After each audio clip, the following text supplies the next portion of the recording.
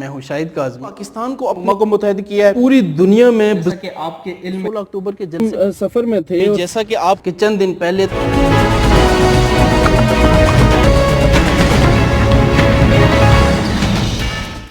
बस ये और मेरा क्यों हो गया? अपनी बेटीज है,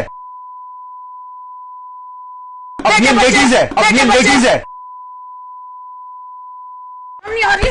बस ये और मेरा क्यों हो गया? अपनी बेटीज है, अपनी बेटीज है। अस्सलाम वालेकुम नाज़रीन, जैसा कि अभी आपने इस वीडियो में मुलाहिज़ा किया कि फ़िरदौस आशिक अवान साहब एक दूसरे साहब के साथ किस तरह बहम मुठभेड़ के अंदर हैं और हाथापाई के तक नौबत पहुंच चुकी है। ये बतौर मजमूई हमारे इलेक्ट्रॉनिक मीडिया का मिजाज बन चुका है और हमारा सियासी मिजाज भी यही बन चुका है कि हमारे सोशल मीडिया पे आप देखें कि हमें हर गुजरते दिन के साथ ऐसे क्लिप्स नुमायाँ नज़र आना शुरू हो चुके हैं कि जहाँ पे अदम बर्दाश्त का रवैया परवान चढ़ता हुआ हम न सिर्फ देख सकते हैं बल्कि उसके ऐनी शाहिद भी हम हैं।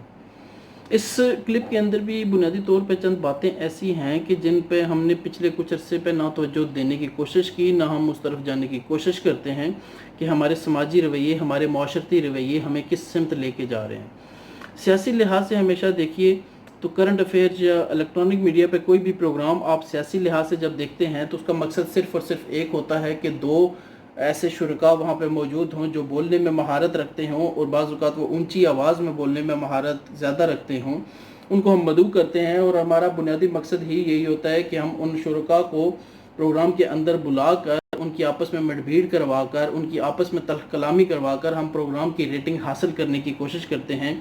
और पहला नुक्ता इस वाक़े के अंदर यही है कि इलेक्ट्रॉनिक मीडिया में एक रेटिंग हासिल करने की कोशिश की गई, लेकिन इलेक्ट्रॉनिक मीडिया यकीनी तौर पर रेटिंग के निज़ाम के ऊपर ही चलता है, वो तो रेटिंग हासिल करेगा ही। लेकिन यहाँ पे जिम्मेदारी हमारे सियासतदानों पे आ जाती है कि एक प्रोग्राम के अंदर एक खातून और मर्द सहाफ़ी अगर मौजूद हैं तो वो अपना रवैया, अपना तर्ज़ अमल किस तरह कर रखें कि उनकी बात आम आवाम तक बेहतर अंदाज में पहुँच सके। लेकिन इस मौजूदा मिसाल के अंदर भी हमने देखा कि वो यकीनी तौर पर उन्होंने तमाम इखलाकी जो तकाज़े हैं, इखलाकी उसूल और ज़वाबित हैं, उनको बालाए ताक रखते हुए एक दूसरे के साथ गालम गलोच का रवैया अपना लिया। यहाँ पे बुनियादी तौर पर गलती हम हमेशा मर्द शरीक प्रोग्राम मेहमान जो हैं उनको ही कहते हैं कि औरत के साथ यकीनी तौर पे हाथापाई नहीं करनी चाहिए। लेकिन यहाँ पे किरदार जो है वज़ीर आला पंजाब की मुशीर फ़िरदौस आशिक अवान साहिबा का ज़्यादा तनकीद के काबिल इस वजह से है कि उन्होंने तनकीद के नश्तर न सिर्फ ज़ुबानी ज़्यादा चलाए बल्कि उन्होंने गालियों से भी काम लिया और गालम गलोच से भी काम लिया।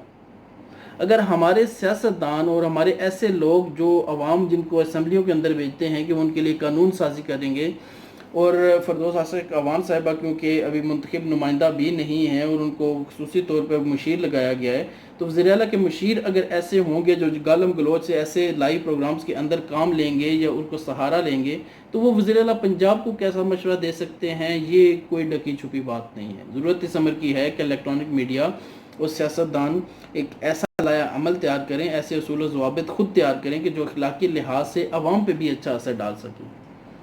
ये ब्लॉग अगर आपको अच्छा लगे इसको शेयर कीजिएगा, चैनल सब्सक्राइब करना हरगिज़ ना भूलिएगा। अल्लाह हाफिज़।